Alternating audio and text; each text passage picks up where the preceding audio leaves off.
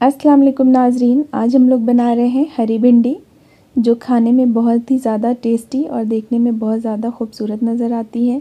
साथ ही साथ ये बहुत ही ज़्यादा फ़ायदेमंद भी होती है, क्योंकि इसमें हम मसालों का इस्तेमाल बिल्कुल भी नहीं करते। और भिंडी में जो लुआब होता है वो हड्डियों के जोड़ों के लिए बहुत ज़्यादा फ़ायदेमंद होता है। तो आप भी भिंडी को अपनी डाइट में ज़रूर शामिल करें। तो चलिए सबसे पहले हम बात कर लेते हैं इंग्रेडिएंट्स की। हरी भिंडी बनाने के लिए हमें चाहिए भिंडी हाफ़ केजी, 2 मीडियम साइज़ के प्याज, 4 हरी मिर्च, 1 टीस्पून ज़ीरा, teaspoon chaat masala and 1 teaspoon गरम मसाला एंड 1 टेबलस्पून ऑयल। चलिए अब हम सब्ज़ी बनाने की प्रोसेस स्टार्ट करते हैं। सबसे पहले हम भिंडियों को वॉश कर लेंगे और इन्हें छोटे छोटे टुकड़ों में कट कर लेंगे, जैसे मैं कट कर रही हूँ। ये एक भिंडी जो मैं आपको कट करके दिखा रही हूँ, ये आपके लिए एक डेमो है कि आपको किस तरीके से भिंडी को चॉप करना है। भिंडी के टुकड़े ना बहुत ज़्यादा बड़े होने चाहिए, ना बहुत बारीक। ये ऐसे ही छोटे छोटे टुकड़े कटे होने चाहिए, लगभग आधे इंच के। और अब हमें कट करनी है प्याज। प्याज को हमें स्लाइसेस में कट करना है। मैंने यहाँ स्मॉल साइज़ की 4 प्याज ली हैं। अगर आप मीडियम साइज़ की प्याज ले रहे हैं तो मीडियम साइज़ की 2 प्याज लेंगे। तो मैं आपको एक प्याज कट करके दिखाऊंगी, बाकी की प्याज और हरी मिर्चें सब कुछ मैंने कट करके रख ली है और भिंडी भी मैंने कट करके रख ली है। तो यहाँ पर सिर्फ डेमो आपको दे रही हूँ मैं कि आपको किस तरीके से भिंडी, प्याज और हरी मिर्चों को कट करना है। तो ये लीजिए, हमारी प्याज भी कट चुकी है। अब हम चॉप कर लेंगे हरी मिर्चें। हरी मिर्च को भी आपको छोटे छोटे टुकड़ों में कट करना है, ताकि इसका जो तीखापन है वो भिंडी में अच्छी तरीके से मिक्स हो जाए। हरी भिंडी की रेसिपी बहुत ही सिंपल और बहुत ही इजी है, और साथ ही साथ ये बहुत ही टेस्टी बनकर तैयार होती है। तो आप भी इस रेसिपी को ज़रूर ट्राई करिएगा। तो अब हम सारी प्याज और हरी मिर्चों को एक साथ रख लेते हैं। साथ ही साथ यहाँ पर आप देख सकते हैं कि मैंने हरी भिंडियों को भी अच्छी तरीके से छोटे छोटे टुकड़ों में कट कर लिया है।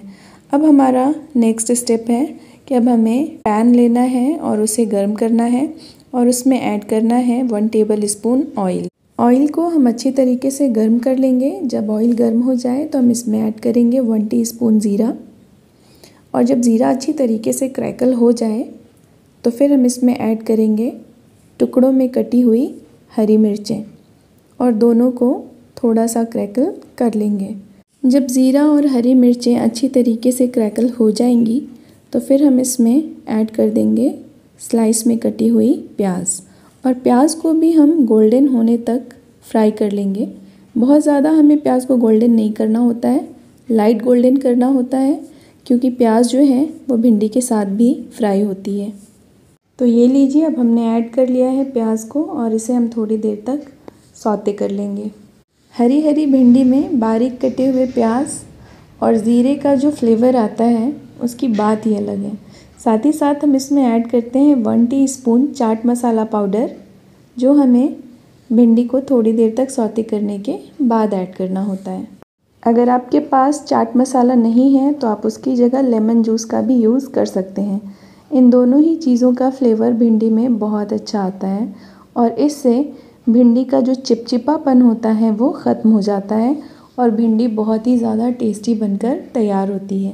ये बिल्कुल वैसी भिंडी बनकर तैयार होती है जैसे आपको रेस्टोरेंट में मिलेगी हरी भिंडी फ्राई। तो हमने प्याज को अच्छी तरीके से फ्राई कर लिया है। तो चलिए अब हम भिंडियों को ऐड कर लेते हैं और इन्हें भी थोड़ी देर तक सौते कर लेते हैं। हरी भिंडी तभी टेस्टी बनकर तैयार होती है जब हम इसे विदाउट लिड कुक करते हैं। अगर हम इस पर लिड लगा देते हैं और लिड लगाकर कुक करते हैं तो इसका वो जो परफेक्ट टेस्ट आना चाहिए वो नहीं आ पाता। इसलिए हम भिंडी को विदाउट लिड कुक करते हैं। अगर हमने भिंडी पर लिड लगा दी तो ये बहुत ज़्यादा सॉफ्ट हो जाएगी, गल जाएगी, और सारे पीसेस जो हैं वो टूट जाएंगे। लेकिन जब हम इसे विदाउट लिड कुक करते हैं और हाई फ्लेम से थोड़ा सा हम इसे मीडियम कर सकते हैं, बट ज़्यादातर हम इसे हाई फ्लेम पर बनाते हैं और बीच बीच में इसे सौते करते रहते हैं। कम से कम 5 से 10 मिनट लगता है इस रेसिपी को तैयार करने में, लेकिन ये बहुत अच्छी बनकर तैयार होती है।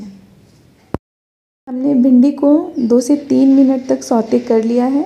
तो अब हम इसमें ऐड करेंगे 1 teaspoon chaat masala and 1 teaspoon नमक। अगर आप बड़ा स्पून यूज़ कर रहे हैं तो आप हिसाब से नमक यूज़ करें, हाफ़ या उससे थोड़ा ज़्यादा। और अगर आप छोटा टीस्पून यूज़ कर रहे हैं तो आप 1 टीस्पून नमक यूज़ कर सकते हैं। अब इन सारी चीज़ों को हम अच्छी तरीके से मिक्स करते हुए सौते कर लेंगे जब तक कि ये क्रंची और सॉफ्ट ना हो जाए। इन्हें हमें बहुत ज़्यादा क्रंची नहीं करना होता, बस थोड़ा सा करना होता है। हमने भिंडी को तकरीबन 5 से 7 मिनट तक सौते कर लिया है। ये काफ़ी हद तक कुक हो चुकी है। अब हम इसमें ऐड करेंगे 1/2 टीस्पून गरम मसाला। गरम मसाले से भी इसका टेस्ट बहुत ज़्यादा बढ़ जाता है। अब हम इसे मिक्स करते हुए 5 मिनट के लिए और सौते कर लेंगे ताकि अच्छी तरीके से कुक हो जाए। जब तक हमारी भिंडी सौते हो रही है, क्योंकि इसे सौते होने में 5 मिनट या 7 मिनट का टाइम लगेगा, तब तक चलिए मैं आपको बता देती हूँ कि आप किस तरह से इसे बनाएं तो ये बिल्कुल हरी हरी बनकर तैयार होगी। पहले मैं जब भी हरी भिंडी बनाने की कोशिश करती थी तो मैं लोहे की कढ़ाई का यूज़ करती थी या फिर एल्यूमिनियम की कढ़ाई का, जिसमें कि भिंडी का कलर चेंज हो जाता था और ये ग्रीन नहीं होता था और साथ ही साथ ये बहुत सॉफ्ट भी हो जाती थी। तो जैसा टेस्ट मुझे चाहिए होता था, जैसा लुक मुझे चाहिए होता था, वो चीज़ें नहीं आ पाती थी। फिर मैंने एक दिन नॉन स्टिक पैन में बनाया हरी भिंडी। उस दिन भिंडी बिल्कुल ग्रीन बनकर तैयार हुई और मैंने फ्लेम भी तेज़ रखा था, तो ये क्रिस्पी और सॉफ्ट बनकर भी तैयार हुई। और क्योंकि बीच बीच में हम इसे चलाते रहते हैं तो ये जलनी नहीं चाहिए। अगर भिंडी जल गई तो इसका टेस्ट जो है वो बदल जाएगा। तो ये है टिप्स कि आप हरी भिंडी अगर बना रहे हैं तो इसे नॉन स्टिक पैन में बनाएं। नॉन स्टिक पैन तकरीबन सभी घरों में होता है, तो आप नॉन स्टिक पैन का यूज़ करें। और अब आप देख सकते हैं कि हमारी भिंडी में जो प्याज है उसका कलर रेड हो चुका है और भिंडी भी पूरी तरह से कुक हो चुकी है। तो हमने फ्लेम कर दिया है बंद और अब हम इसे कर लेंगे सर्व।